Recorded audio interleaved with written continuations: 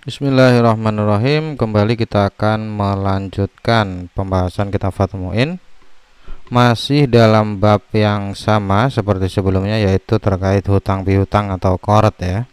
Dan sebelum saya mulai, seperti sebelumnya sedikit saya singgung pembahasan sebelumnya, yaitu terkait dengan pengembalian dari muktarid yang lebih ya, pengembalian dari muktarid yang lebih.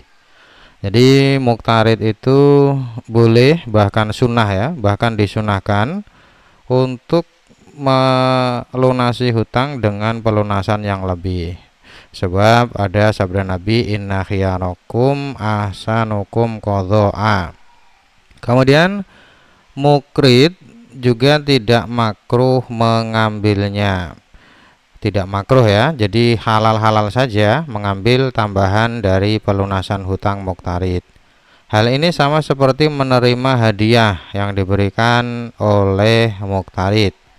Dan hukum ini berlaku walaupun hutang yang diambil adalah barang ribawi.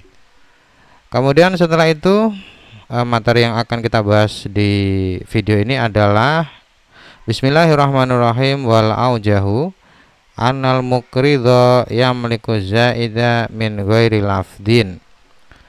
Wal aujah, kalau ada pendapat aujah ini berarti ada khilaf ya. Jadi maksud dari aujah itu kalau dalam kamus taufik, itu kamus yang bahasa maknanya bukan makna bahasa Indonesia tapi makna Jawa dan bahasa Indonesia. Aujah itu maknanya pendapat yang lebih sesuai dengan kaidah fikih ya. Dan tapi selain kamus taufik juga banyak penjelasan di kitab-kitab. Jadi menurut al-aujah bahwa al-mukrid atau orang yang memberi hutang, dia memiliki tambahan yang diberikan oleh muktarid tanpa ada lafat, tanpa ada sigot, tanpa ada ucapan.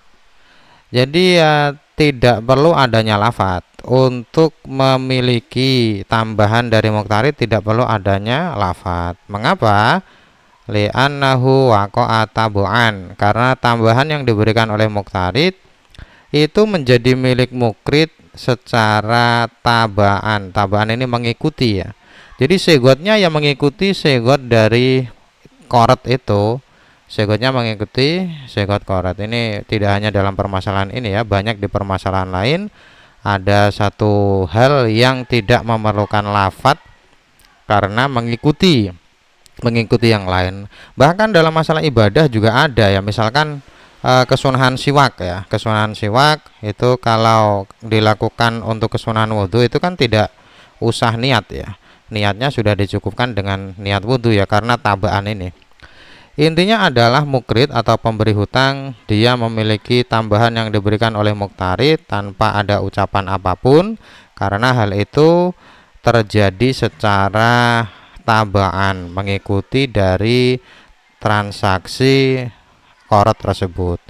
Wa aidon fahuwa yushbihul hadiyah. Selain itu, selain mengikuti tabaan, ini alasan kedua ya, tambahan ini mirip atau menyerupai dengan hadiah, yang dimana kita tahu hadiah itu tidak perlu ada lafaz ya. Nanti dalam bab hibah akan dijelaskan ya.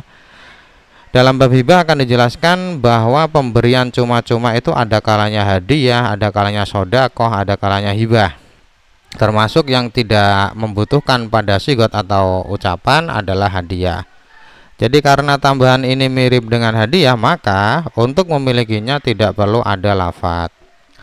Kemudian setelah itu ada lagi pembahasan wa anna al-muqtaridho idza dafa'a aktsara mimma alaihi wadda'a annahu innama dafa'a dzalika dhannan annahu alladzi alaihi halafa wa raja'a fihi.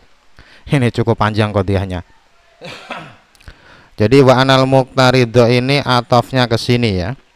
Jadi kalau diperlihatkan jadinya wal aujah anal muqtaridho. Jadi aujah ini isinya dua. Yang pertama tadi anal mukrid ini, yang kedua ini anal muqtaridho. Jadi menurut pendapat al-aujah bahwa muktarid atau orang yang hutang, apabila dia memberikan kepada mukrid lebih banyak dari hutang yang ditanggungnya, dia memberikan lebih banyak dari hutang yang ditanggungnya. Misalkan Saya punya hutang 1 juta, tapi saya melunasinya 15 juta. Kemudian setelah itu dia mendakwa bahwa pemberian itu mengapa diberikan secara lebih, karena dia menyangka bahwa nominal yang diberikan adalah tanggungannya. Jadi mestinya yang harus saya lunasi adalah 10 juta, hutang saya 10 juta, tapi saya melunasinya 15 juta. Nah, setelah pelunasan itu saya mendakwa. Jadi dalam fikih kalau ada kata wada'a seperti ini berarti ada di meja hijau ya. Ada di meja hijau, artinya yang dibahas adalah bagaimana hakim memutuskan perkara ini ya. Jadi ini ceritanya, saya kemudian pergi ke hakim atau qadhi, saya mendakwa bahwa 5 juta yang saya serahkan kepada mukrid itu karena saya menyangka bahwa hutang saya 15 juta. Ternyata saya baru ingat, ternyata hutang saya cuma 10 juta. Nah, kalau ada dakwaan seperti ini, maka dalam hukum fikih adalah muktarid dia dituntut untuk bersumpah. Kalau dia berani bersumpah, maka dia menang dalam dakwaannya. Menang dalam arti dia bisa mengambil kembali kelebihan yang diberikan kepada mukrid. Ini kalau dalam kitab Fathul Mu'in. Tapi kalau dibuka dalam kitab I'anah ini agak lucu ya, bukan lucu sih sebenarnya. Dalam kitab I'anah itu penjelasan ini dibandingkan dengan penjelasan yang ada di Hasyiah Ali Subromalisi. Hasyiah Ali Subromalisi itu hasyiah yang menjelaskan ya, atau hasyiah dari kitab Nihayatul Muhtaj, tulisan dari Ar-Romli. Di situ dijelaskan bahwa sebenarnya tidak selalu yang memberi dimenangkan. Jadi kalau prakteknya dalam Fathul Mu'in ini kan yang dimenangkan yang memberi. Muktarid melunasi hutangnya, berarti kan muktarid adalah posisinya sebagai orang yang memberi, mukrid posisinya sebagai orang yang menerima.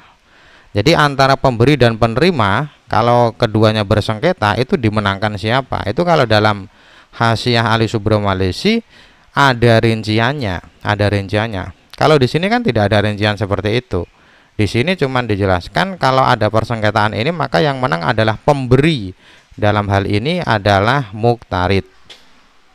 Rincian di kitab Hasyiah Ali Subromalisi adalah tergantung pemberian lebihnya itu bagaimana. Kalau memberinya itu bersamaan, seperti contoh saya tadi, misalkan hutangnya 10 juta tapi saya melunasinya 15 juta, itu kalau dalam Ali Subromalisi, dalam Hasyiah Ali Subromalisi itu dimenangkan yang menerima, tidak dimenangkan yang memberi. Jadi ini kasusnya kan saya saya mendakwa bahwa saya memberikan ini tidak atas nama hadiah gitu.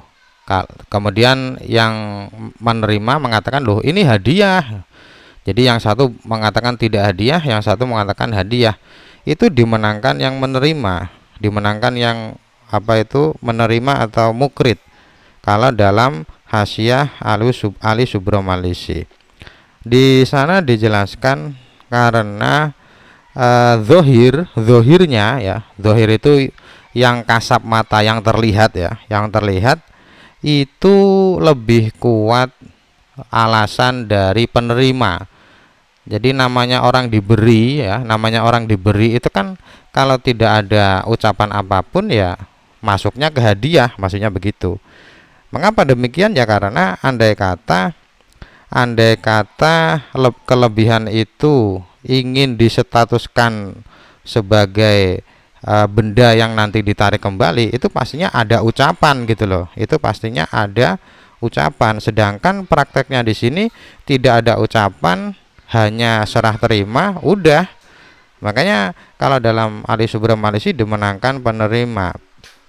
Jadi andai kata pemberi dia menginginkan barang yang diberikan itu untuk ditarik kembali, niscaya dia akan mengucapkan satu kalimat atau satu sigot.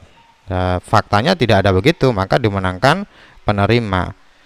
Jadi Kalau apa kita tilik dalam i'anah, ini justru bertentangan dengan dalam Fathul Muin ini, karena dalam Fathul Muin praktek ini dimenangkan muktarid, sedangkan dalam apa i'anah yang mengutip dari Ali Subramalisi itu dimenangkan mukrid ya, dimenangkan mukrid. Lah terus yang di Fathul Muin ini penggambarannya bagaimana?